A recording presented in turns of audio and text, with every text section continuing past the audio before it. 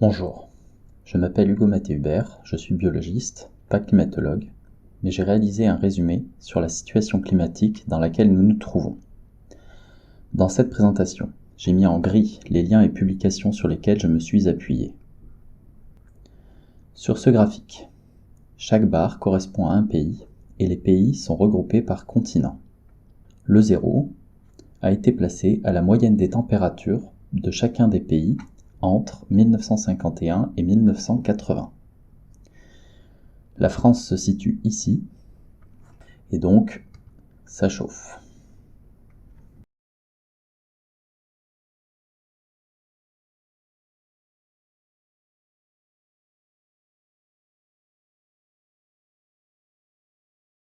À partir des années 90, on peut constater que l'Europe se réchauffe en moyenne bien plus vite que les autres continents.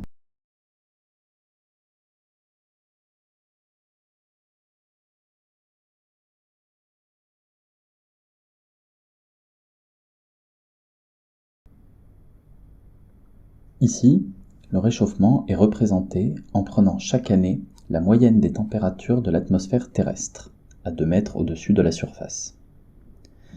Un point crucial est que ce réchauffement de l'atmosphère ne correspond qu'à 10% du réchauffement de la planète. En effet, 90% de l'énergie solaire supplémentaire qui a été piégée par les gaz à effet de serre que l'on a émis a été absorbée par les océans.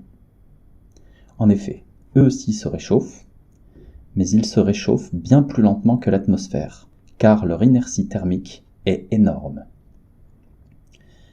Ainsi, leur inertie thermique nous refroidit et ralentit le réchauffement de l'atmosphère que nous subissons. La conséquence est que quand bien même nous arrêterions dès maintenant d'émettre des gaz à effet de serre, on peut rêver, le climat se réchaufferait encore pendant 20 à 30 ans. Et ce, de plus en plus lentement au fur et à mesure que les océans se rapprocheraient de leur température d'équilibre. Un autre rôle majeur des océans est qu'ils absorbent du CO2. Ainsi, une part du CO2 que l'on émet se dissout dans les océans et elle y est transformée par divers processus chimiques et biologiques, ce qui empêche ce CO2 de renforcer l'effet de serre.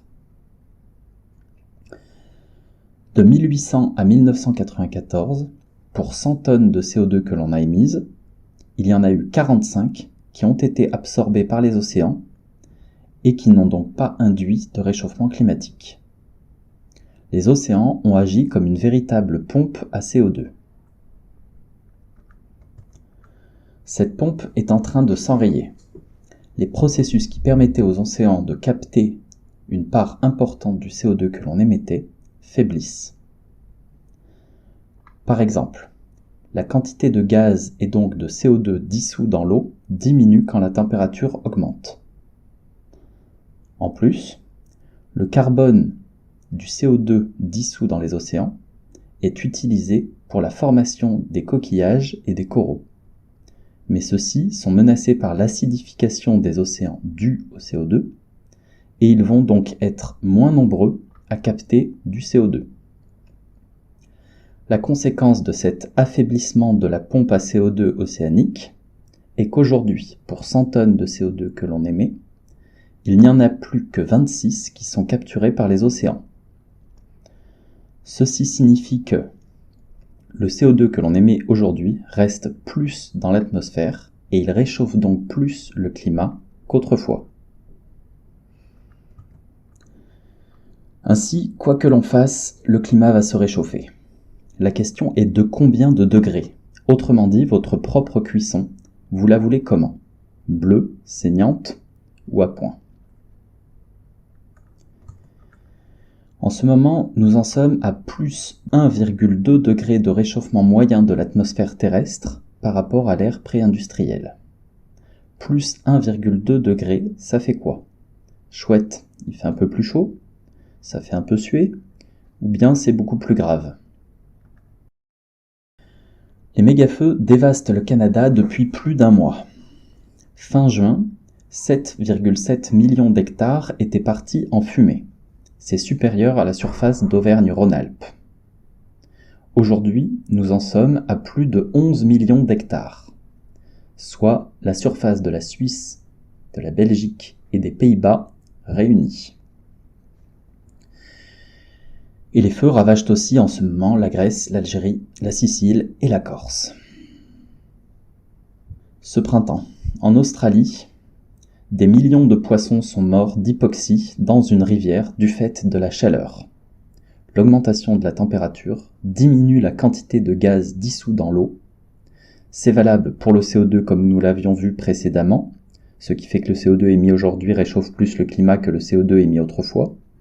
C'est aussi valable pour l'oxygène dont les poissons ont besoin pour respirer par leurs branchies. Ainsi, dans une rivière en Australie, la température a rendu la concentration en oxygène trop faible pour que les poissons survivent. Le même phénomène a aussi été constaté dans le golfe du Mexique, où des tonnes de poissons morts se sont échoués sur les côtes du Texas. En Inde et au Pakistan, en 2022, plusieurs milliers d'oiseaux sont tombés du ciel en plein vol à cause de la chaleur et de la sécheresse. La plupart en sont morts, certains ont pu être sauvés. En 2021, au Mexique, des dizaines de milliers de vaches sont mortes de la chaleur et de la sécheresse dans une région où normalement elles sont en pâturage. Les 14 et 15 juillet 2021, des inondations records ont lieu en Europe. Il est tombé jusqu'à 20 cm d'eau par mètre carré en 9 heures. C'est normalement le volume d'eau qui tombe en 9 mois. Ces inondations ont tué près de 300 personnes et causé plus de 40 milliards de dollars de dégâts. En parallèle, en Amérique du Nord, un dôme de chaleur a causé des températures de 45 à 50 degrés pendant plus de 10 jours. Ce dôme a tué 1400 personnes. Sous ce dôme, le village de Lytton a été brûlé à 90% du fait d'un feu de forêt qui s'est propagé dans tout le village en 15 minutes. De juin 2019 à mai 2020, les mégafeux ont ravagé l'Australie. Ici, sont représentées les régions qui ont brûlé durant l'ensemble de cette période. Cela correspond à l'équivalent de 44% de la surface de la France. 3 milliards de vertébrés ont été touchés par ces mégafeux. Notamment 10 000 koalas ont été tués par les flammes et leur fumée. Cela correspond à 1/3 de leur population avant les feux. Ici, vous avez un kangourou qui s'est pris dans un grillage en fuyant l'incendie. C'est aussi ça, le visage du dérèglement climatique. Et nous n'en sommes qu'à plus 1,2 degré de réchauffement moyen de l'atmosphère terrestre. Cette liste macabre est loin d'être exhaustive. Et elle correspond aux conséquences de l'état actuel du climat. Le climat va forcément se détériorer durant encore plusieurs décennies. La question est de combien de degrés? Jusqu'où va-t-on le dérégler? Le premier rapport du GIEC date de 1990. Cela fait donc plus de 30 ans que les climatologues nous alertent sur ce qui est en train de commencer à nous arriver. Ces catastrophes que je viens de lister ne sont que les prémices du dérèglement climatique qui est ralenti par les océans et que nous empirons continuellement. Nous avons donc largement démontré notre incapacité totale à anticiper ces catastrophes. Nous nous contentons de les gérer tant bien que mal une fois qu'elles ont eu lieu. Les climatologues nous disent qu'il serait très fortement souhaitable de ne pas dépasser plus 1,5 degré par rapport à l'ère pré-industrielle. D'où vient ce chiffre? Alors, pour vous comme pour moi, en ressenti, plus 1,5 degré, ça me fait ni chaud ni froid. Mais là, on ne parle pas de température ressentie, mais de la température moyenne de l'atmosphère de toute la planète. Or, l'atmosphère se réchauffe bien plus vite au-dessus de la surface terrestre qu'au-dessus des océans. Ensuite, pour une ville dont la température moyenne aurait augmenté de 2 degrés, on aura aussi une augmentation de la variabilité des températures, et ce, en particulier par une augmentation des extrêmes les plus chauds. C'est notamment pour cela que l'on parle de dérèglement climatique et pas seulement de réchauffement. En effet, le dérèglement climatique va rendre les événements extrêmes plus fréquents, ce qui est décrit sur cette ligne, et plus violents, ce qui est décrit sur cette ligne. En particulier, les climatologues s'attendent à ce que les vagues de chaleur qui avaient une occurrence moyenne d'une fois tous les 10 ans soient actuellement 2,8 fois plus fréquentes, c'est-à-dire qu'elles ont actuellement lieu en moyenne une fois tous les 3 ans et demi, et à ce qu'elles soient 1,2 degrés plus chaudes que ce qu'elles ne l'étaient à la fin du XIXe siècle. Lorsque l'on aura atteint les 1,5 degrés de réchauffement planétaire, elles auront lieu une fois tous les 2 ans et demi, et elles seront 1,9 degrés plus chaudes. Pour les 2 degrés de réchauffement planétaire, elles auront lieu en moyenne un peu plus de tous les 2 ans, et elles seront 2,6 degrés plus chaudes, toujours en moyenne. Pour les 4 degrés de réchauffement planétaire, elles auront lieu en moyenne tous les ans, et elles seront 5,1 degrés plus chaudes. Pour les vagues de chaleur beaucoup plus violentes qui avaient lieu en moyenne une fois tous les 50 ans, ces vagues devraient avoir lieu en moyenne tous les 10 ans et être 1,2 degrés plus chaudes qu'elles ne l'étaient. Pour les 1,5 degrés de réchauffement planétaire, elles devraient avoir lieu tous les 6 ans et être 2 degrés plus chaudes. Pour les 2 degrés de réchauffement planétaire, elles devraient avoir lieu tous les 3 ans et demi et être 2,7 degrés plus chaudes. Pour les 4 degrés de réchauffement planétaire, elles devraient avoir lieu presque tous les ans et être 5,3 degrés plus chaudes. On voit donc que la fréquence des vagues de chaleur les plus violentes va augmenter plus fortement que les vagues de chaleur modérées. Outre la température, les pluies vont devenir plus variables. Il y aura donc une augmentation de la fréquence et de la violence des inondations et des sécheresses. Ce changement dans le régime des pluies va augmenter la sécheresse des végétaux. En effet, ni les végétaux, ni le sol, ni les nappes phréatiques n'ont le temps d'absorber l'eau lors des inondations. Les forêts seront donc bien plus sèches qu'elles ne le sont déjà. Ceci va conduire à une explosion de la fréquence et de l'ampleur des mégafeux. Plus grave encore, il va devenir de plus en plus difficile de cultiver et de produire de la nourriture. Vous avez ici la fréquence des inondations décennales et ici leur amplitude mesurée en termes de pourcentage d'humidité du sol. Ici, les sécheresses décennales, dont l'amplitude est mesurée en termes de variabilité interannuelle dans l'humidité du sol. Ces graphiques se lisent comme les précédents. Si vous souhaitez les regarder plus en détail, vous faites pause. Donc globalement, on voit bien qu'il serait très fortement souhaitable de ne pas continuer de dérégler le climat. Rester en dessous des 1,5 degrés requerrait de diviser par 2 nos émissions d'ici 2030 et d'avoir des émissions négatives d'ici 2050, c'est-à-dire d'être capable de réabsorber les émissions résiduelles qui auront lieu en 2050 et une partie des émissions passées. Nous ne sommes pas du tout sur cette trajectoire. En continuant sur la trajectoire actuelle, nous allons atteindre un réchauffement de l'atmosphère terrestre qui devrait se situer entre plus 2,1 et plus 3,9 degrés. C'est-à-dire que nous nous trouverons dans ces régions des 4 graphiques que je viens de présenter.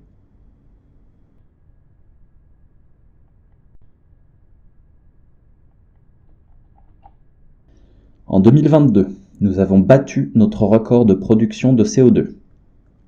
À titre indicatif, pour diviser par 2 nos émissions d'ici 2030, il faudrait revenir à la quantité que l'on produisait dans les années 80.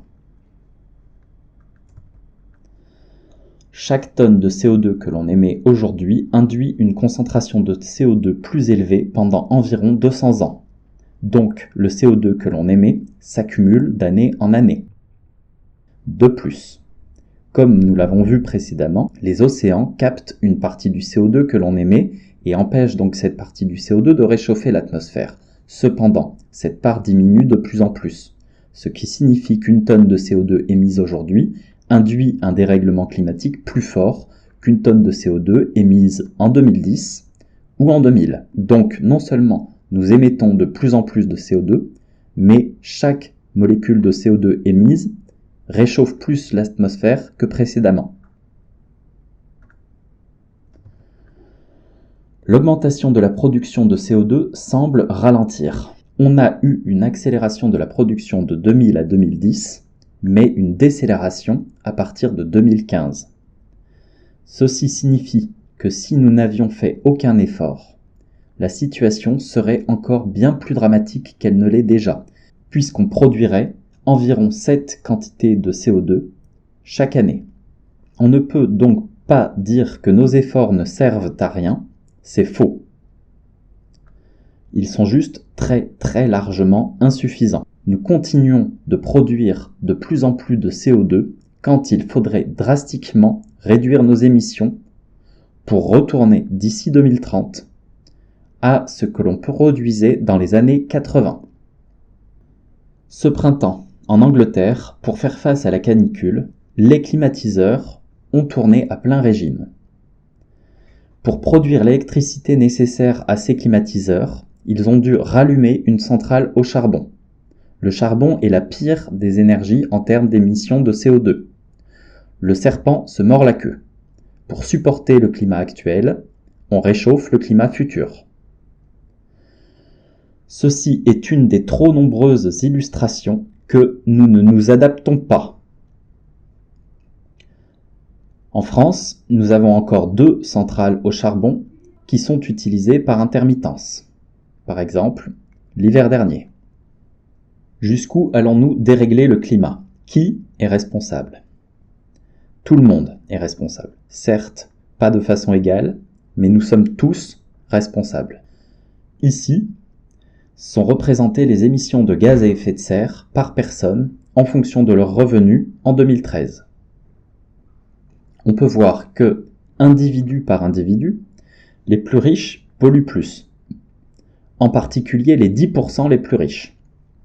Cependant, les plus riches sont peu nombreux, et pour rester aux alentours de plus 1,5 degré de réchauffement, il faudrait que d'ici 2050, nos émissions soient de 2 tonnes par personne, et que l'on soit capable de recapter ces émissions.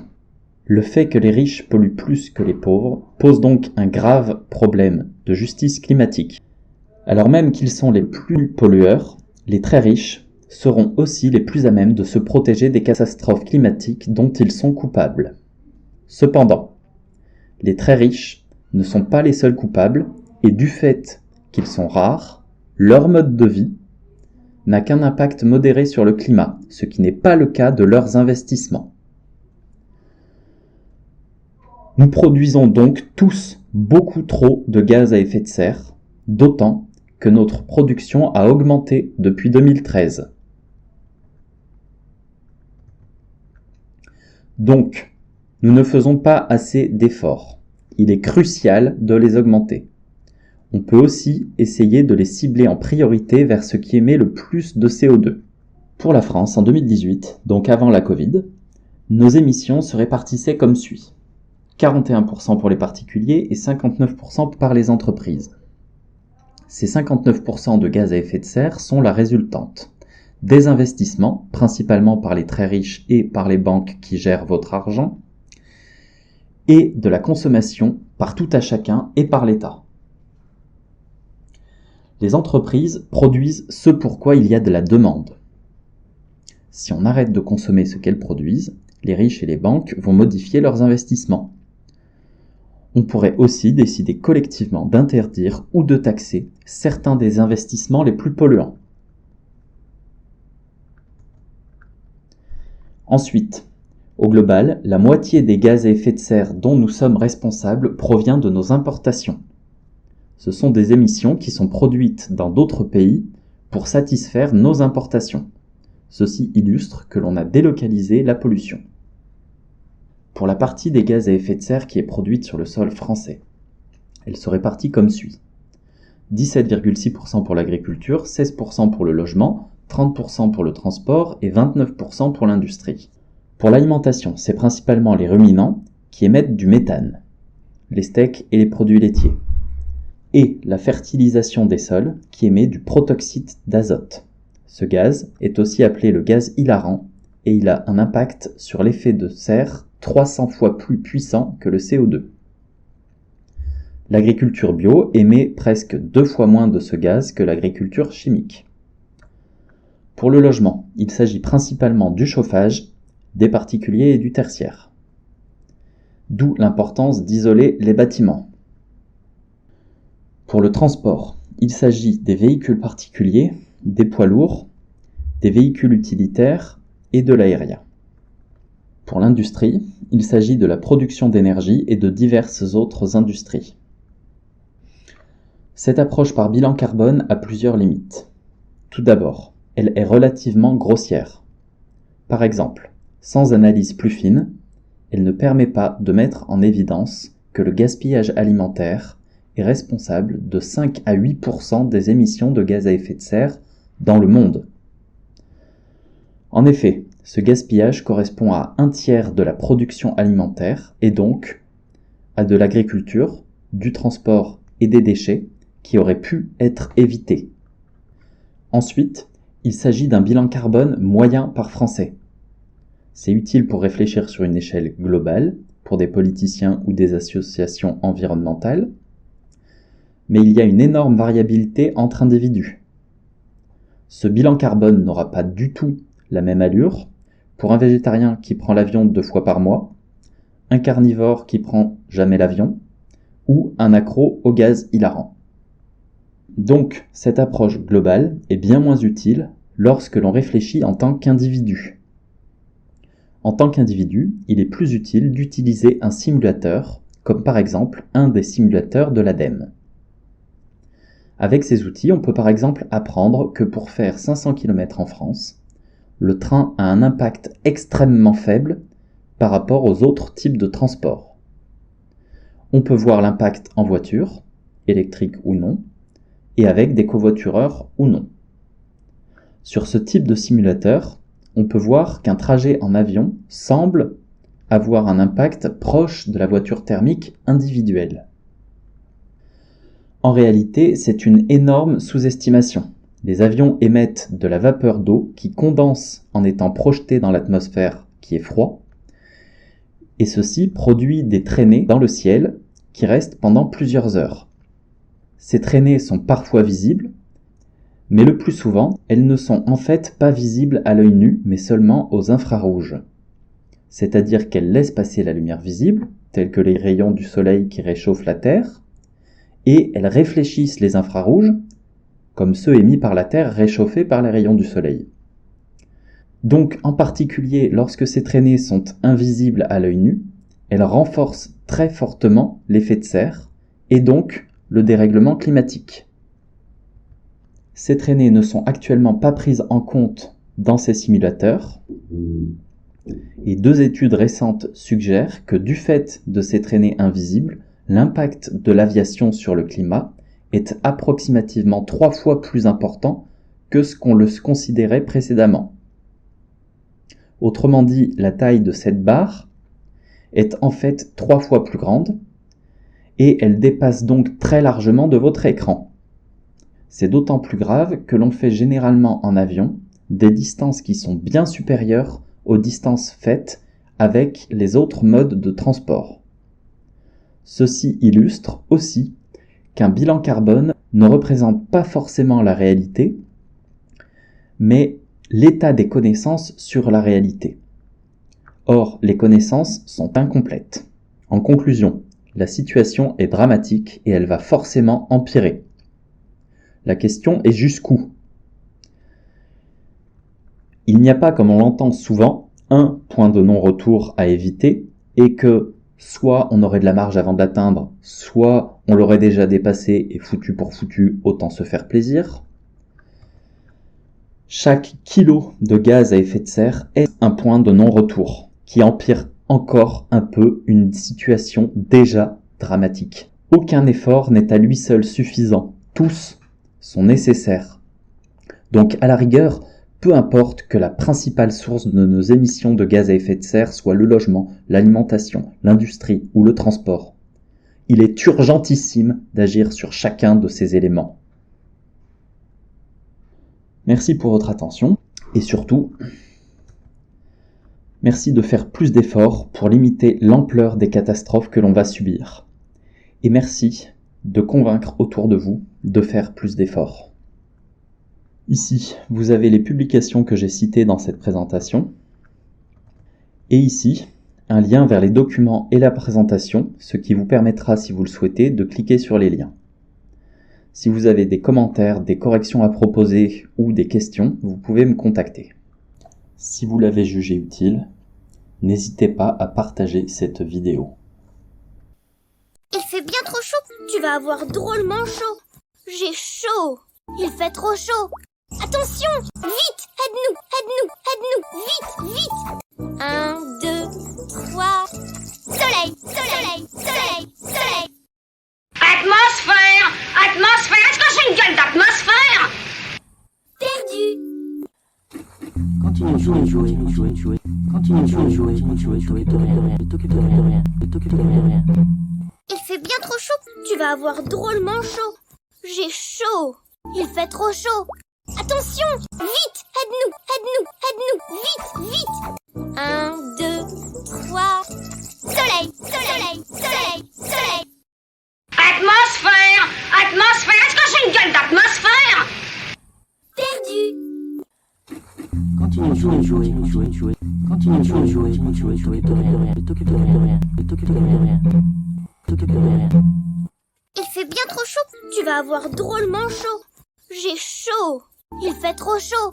Attention, vite, aide-nous, vite, vite. 1, 2, 3, soleil, soleil, soleil, soleil. Atmosphère, atmosphère, est-ce que j'ai une gueule d'atmosphère? Perdu. Continue de jouer. Continue de jouer. Ne t'occupe de rien. Il fait bien trop chaud, tu vas avoir drôlement chaud. J'ai chaud, il fait trop chaud. Attention, vite, aide-nous, vite, vite. 1, 2, 3, soleil, soleil, soleil, soleil. Atmosphère, atmosphère, est-ce que j'ai une gueule d'atmosphère? Perdu. Continue de jouer. Continue de jouer. Ne t'occupe de rien. Il fait bien trop chaud, tu vas avoir drôlement chaud. J'ai chaud, il fait trop chaud. Attention, vite, aide-nous, vite, vite. 1, 2, 3, soleil, soleil, soleil, soleil. Atmosphère, atmosphère, est-ce que j'ai une gueule d'atmosphère? Perdu. Continue de jouer. Continue de jouer. Ne t'occupe de rien. Il fait bien trop chaud, tu vas avoir drôlement chaud. J'ai chaud, il fait trop chaud. Attention,